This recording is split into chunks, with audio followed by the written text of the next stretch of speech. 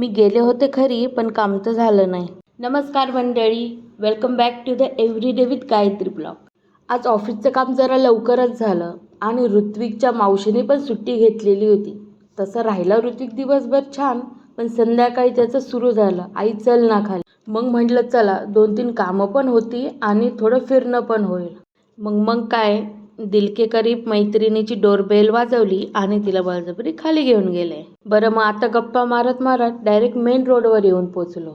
एका हातात ऋत्विक आणि दुसऱ्या हातात मोबाईल घेऊन मी कसाबसा रोड क्रॉस केला. समोरच भाजीवाले ताई आणि दादा बसलेले होते.